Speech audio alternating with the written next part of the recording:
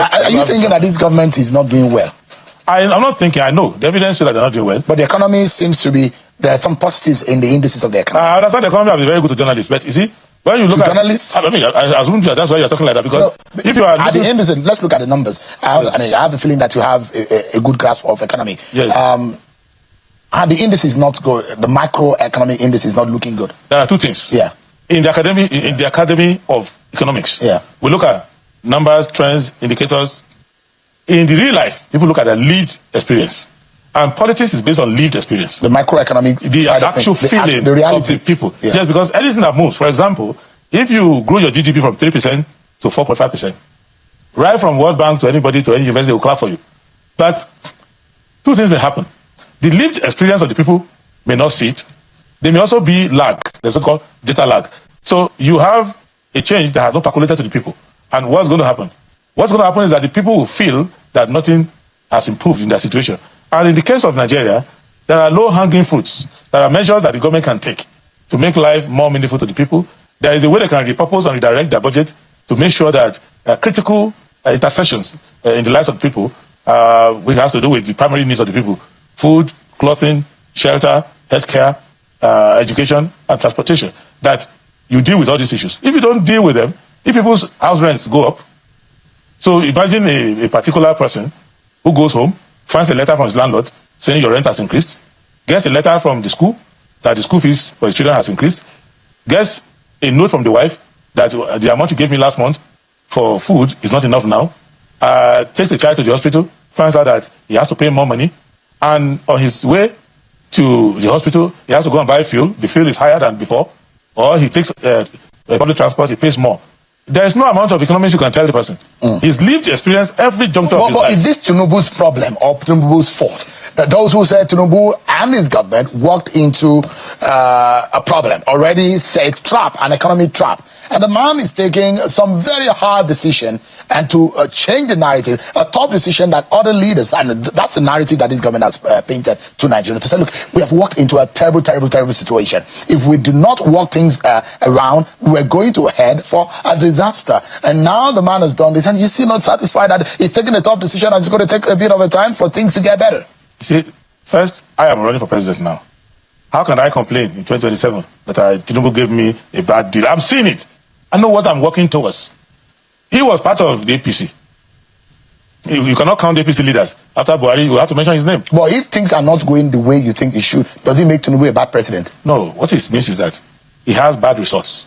He may be a good. I look at him, the way he talks, the way I don't know him too well, the way he talks, the way he behaves, looks like a good person. But we are not in shortage of good people in government. It's a good result we don't have. So you can't send your child to school, and the child comes with F9 parallel, and they say, oh, the teacher is a great teacher, he can teach well. So is this government a failure? With capital F, I think so. The failure in many things, even for things they said. You said renew hope. They can't even pay the renewal fee of the hope. The hope expired. So you cannot leave people stranded. There are, from what I see, even with the fiscal situation that they've created, if they had used 1/3 of the savings to deal with the emergency situation, then they cannot follow the long-term trajectory, because in economics, just like in history, we have periodization. In economics, you have time scale. You have the immediate, you have the medium term, the immediate is short term, you have the medium term, you have the long term. When I'm analyzing the short term, you cannot be telling me about the long term. It's like a student who is doing continuous assessment, and assessment is 20%, and it's called 3 out of 20. And he said, don't worry, sir, during the exam, I'm going to make it up. So you're painting a picture as though this, because there is a lot of confidence that this government and this president and this party will win by wide margin in 2027, and they are confident that things will get better. But what you are painting is that this government and this president is not even electable in 2027. That's the kind of painting that you are, the narrative. But you see people defecting the APC, and they say that it's because the president is doing well and they want to support him, that's why they're going there. Okay. But you're painting a different picture. Is that fair? Okay, the way I'm interacting with you as your guest, it's not the way the audience watching the TV, watching us on TV, go to interact. It's not the same way the guy who supplies camera to you. So everybody has a way of interacting with the government. If you are a government contractor, if you are part of the government, if you are an appointee of the government, if you are in the political party and you are the leadership, you have a way to assess the government. But are we going to shut out the way ordinary Nigerians assess the government? I don't speak for the governors, because the governors are swimming in money, though they are dry of ideas. And they are going to work with the president because the president is cooperating with them. He's allowing them to go on with their fiscal rascality. He's allowing them to be floating around and not doing, and because he is looking at them as political assets. He has his right. But the ordinary person who has to feed his family, a graduate who needs a job, or those who have a job and they need living wages, people who are confronted with healthcare, a family that has children in school, and you are giving them student loan, and the ASU is on strike. So the loan, they are owing the government money, and then the education has stopped. So when you look at all of that, I am not saying, for example, that people who are enjoying the government, the minority, have no right to praise the government, because that's the perspective that they see. But I represent the Social Democratic Party, a party of common men, ordinary people, and I have to speak for them. And the ordinary man is not interested in having governors cross to your side. He's interested in, can he get a job? Can he be safe? So if you, in spite of all of these problems, you still get captured on the road. First, the roads are bad. There's bad road everywhere, except you haven't traveled anywhere. There are bad roads. Now, you have bad roads, and then you are kidnapped on the road. You have to go and sell your property to pay the kidnapper. Despite the BVN, NIN, and all sorts of things that we've had, kidnappers are still collecting money, including from a staff of mine only yesterday. So this lived experience of people is what we are bringing, and it's a good balance, because those who are on the government side, those who are benefiting from it, those who are on the academic perspective of it, they have to balance their experience with the feedback I'm giving on behalf of the people. Quickly, I'd like us to wrap up on this note.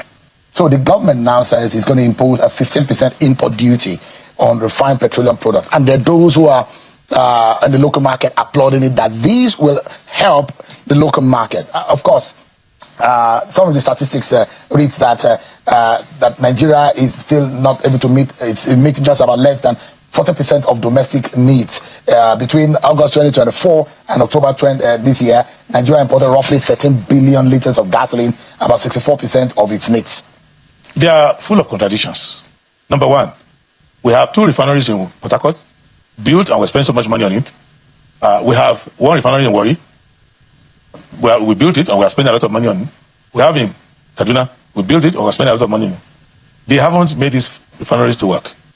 So that's number one question before you start to put tariff on who. And if you put 15% tariff on imported petrol, who's going to pay for it? It's going to be the person who buys the petrol at the fueling station. So what are you doing? You are the reason why we cannot meet our domestic consumption. The president is the minister of petroleum.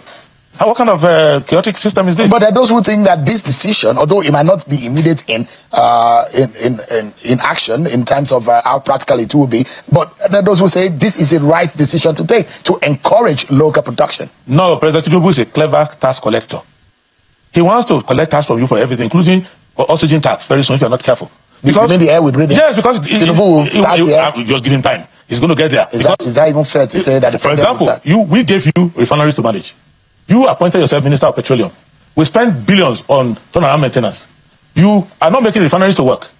You are the reason why we are importing. Now, because you are importing, you went from, I'm not paying subsidy. Okay, now we're net zero. Nobody pays subsidy. You now want to surcharge me for your own inefficiency. Am I the reason why refineries are not working? So that decision is a poor one. It is an anti-people decision, and it's a trend in the new Tinubu. Tinubu that used to be in SDP, that was following Abiola everywhere, doing Hope 93. It practically has changed to the side of the money people. They are looking, they see you as a customer. They don't see you as a citizen. They look at you and looking for everything to collect money from you. Right. If you have twins in your house, if you have twins and triplets in your house, Tinubu is going to think of twins tax, multiple child birth tax. So he's just thinking on how to collect more money for the washers. It is wrong. What he needs to do is to call Enikin, Lokobiri, and call the Ojulari and say, I want those refineries to work. All right. I'll give you 6 months, and I want to reduce fuel importation to 0. Now, there's a private refinery that is going to almost 1.4 billion barrels. Why are they going to 1.4 billion barrels from 650,000 barrels a day? Dangote. It's because they see that there's a market for what they are producing. What are the other smaller refineries that are coming up? What are the with the modular one? Right. You cannot crush the people because you want to make money. No, I don't agree with that at all. Prince Adebayo was a presidential candidate of... Wow, did you listen to that? That is SDP presidential candidate Prince Adewale. He's telling you that if care is not taken, just give Tinubu time. Tinubu is a tax collector. Give him time. He's going to tax the air that you breathe. At that time, you know that Tinubu is working or is reforming the country, or Tinubu is going to reform this country. You see, when I listen to some persons speak about this ill government, about Tinubu's failed administration, everybody knows that this government has failed woefully. Yeah, those APC will never tell you. They have every reason to continue defending this government, defendable government. right from day one during campaign till this time. They have been doing a lot of jobs. Good job for Mr. President. In fact, Tinubu owes them a lot after he leaves office. That you guys try this lie, well not lie. In fact, he owes them a lot. Do you understand? You see, I hate it when they continuously refer us back to Buhari's government, that the Buhari government damaged this country. We know that the country was not good. Buhari did a lot of damages compared to where he took over from Jonathan. But you could as well testify, see what is going on now today. Buhari government is far better than this Tinubu's government. Yes, it's far better. Because you said Buhari was bad, you are coming to repair this country. If you're the MD of a company, the former MD of a company was bad, then he was fired because he couldn't manage the business very well. Under him, the company now owns a lot of debt. Customers are not coming again. They lost a lot of customers, a lot of investments, and they are owing huge amount of money to either foreigners or to other companies.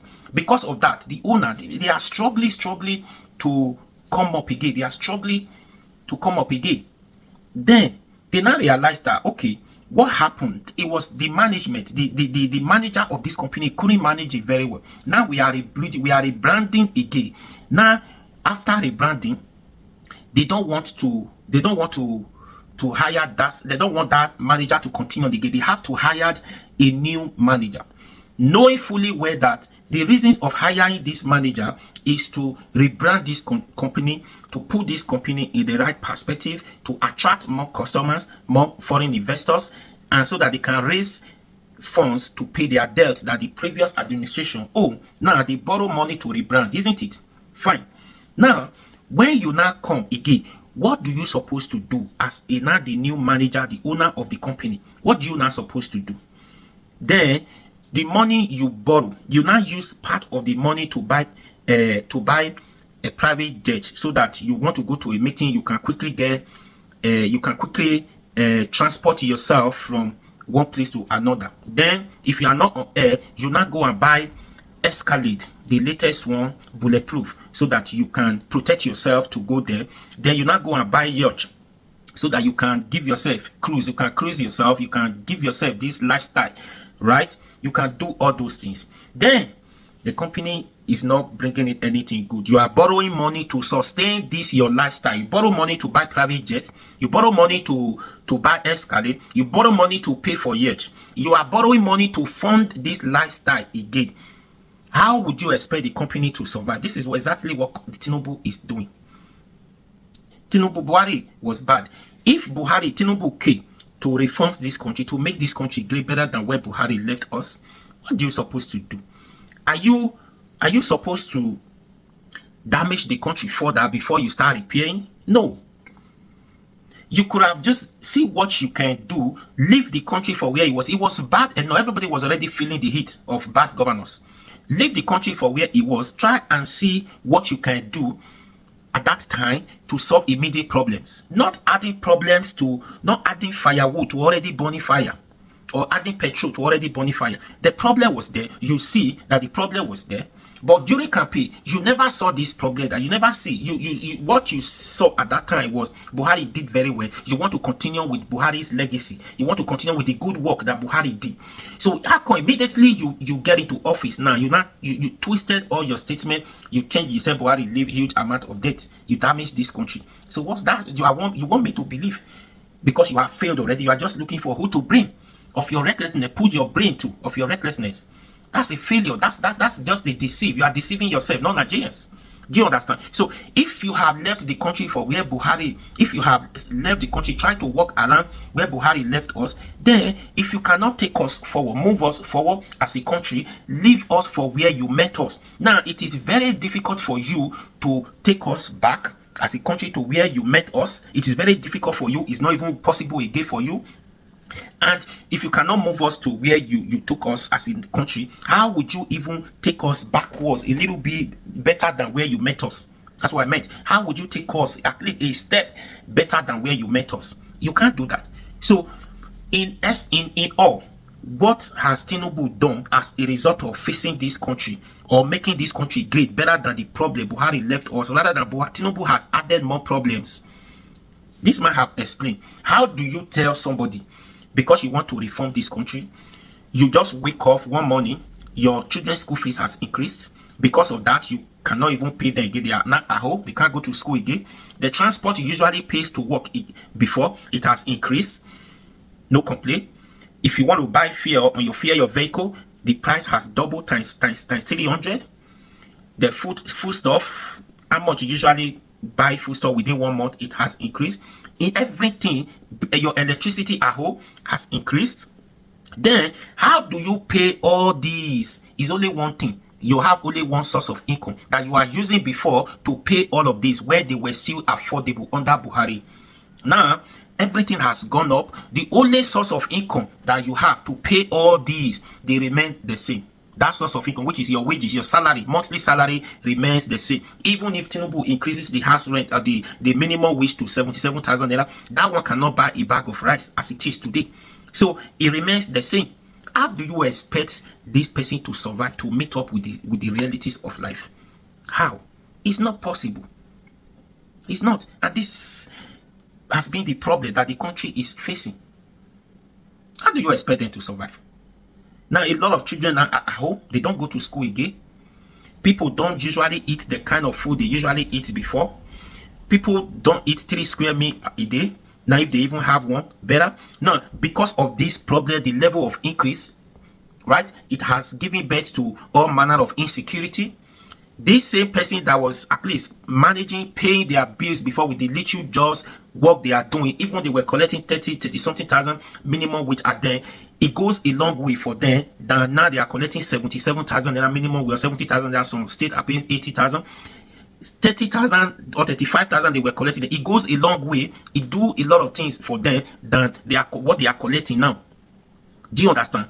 So now again, it remains again. Some of these persons before, because of your policies, are even taking away jobs from these same people. That is to say, price of everything, literally a man needs or any human being needs to survive. All those things have increased. Yet you're taking away jobs from some people. Some of them could not even go to work. They don't have jobs. What do you want them to do? That gives birth to the insecurity we are having. All manner of insecurity, different groups of banditry, kidnapping is now rising, especially in Edo State and Kogi, Abuja, and some other places like that. These are the problems. These are the problems. So handyman before, they don't complain, at all. Jobs must come to their, but now they don't usually have jobs again to do. Just imagine, for example, do you know how many people have parked their vehicles since Tinubu came? When the price of fuel is not a good, to buy a fuel per liter is a good, you can't afford to buy again. Do you know how many persons have parked their vehicles at home? They decided to trek, or they decided to join public bus, even if it's expensive as well. So those people, the more they drive their vehicles, the more that you are expecting the vehicles to break down, or they needed to do one or two things, they have to go to their mechanic. Now, somebody who parked his or her vehicles at home is not driving. What would that mechanic be doing? He's playing at job, no work again. Imagine somebody whose handiwork is to repair generator. How many people can still fuel generator the way they used to before, even under Buhari? The way they used to fuel generator, the way they used to use generator for different things, it has reduced. Now, those people, their handiwork is to repair generator. Now, that job, some people have lost the job. There is no generator again to repair. Yes, there is, but it is not like before again. Somebody who repairs 10 generators per day, that one will give him the money he's looking for times 30. He will also make the money he's expecting to make to meet up to pay other bills. Now, a day is repairing 3 generators. What would that one do for him? So these are the problem. Do you understand? These are the problem. So that person, what do you want him to do? You take away jobs from them. All these different jobs that they are doing. Abi, are you talking about these hairstylists? Pedicure, manicure, whatever they are doing. A lot of them now, they are not make themselves up because they can't afford to go to salon to do all those things. A lot of salon shut down because there are no customers. They can't afford to pay the shop rents because there are no market. There are no. There are no customers. So a lot of them shut down or they close their business, their shops. Then you go to small supermarket, this small street supermarket, some of their products has expired in shops because there are no patronage. These are the problem because there are no money, there are no this. Everybody, people are now living in a sachet, like they are not sachet. Everything sachet. Could you imagine you go to the market to buy tubers of yam? One tubers of yam, they have to divide it into two or half it or divide it into 3 places before somebody could afford to buy. And now, mind you, the worst part of it now, see what I'm telling you now, I've been telling you since last year till this time, it probably remains, isn't it? Last year, next year is even going to worse. Do you know why? Because a lot of persons now, a lot of farmers, they do not farm this year because of this banditry. Different groups of banditry could not allow them to farm in different villages, different communities. These people did not farm. You see all the videos going on circulating that Boko Haram, Herdsmen, they can't go to their farms again. They are kidnapping them here and there. All those things. So now is a planting season. A lot of them now, they do not go to their farm to plant again. So if they do not plant this time, next year there will be no harvest. So this hunger is still going to increase next year. It's still going to increase next year. And there is no solution from Tinubu. There is no magic he can do to suddenly reduce the price of these goods and services to at least a reasonable level. No. Now somebody will tell me, when you ask, say Tinubu has stabilized the dollar. It's now 1,005. There is no more multiple exchange rate again. That one is achievement. Stabilizing the naira, having having one exchange rate. You don't have to like, okay, dollar go, it's going to go up, it's going to come down, all those things. Then leave it at the rate of 1,500. Rubbish. Where he took the price from below 500. 300% increase, and you are expecting somebody to give Tinubu's kudos that he did well or is doing well. Rubbish, absolutely rubbish. So just watch out. Now next year, is still going to worse. He's not going to get better under this Tinubu. Then they continue to say, let's give him time. I hate that, to say he's working, let's give him time. 3 years is going on, and there is no more governance this time because it's election season. Just wait for these 2 months to December. After December, January is election season. So there's nothing Tinubu can do again.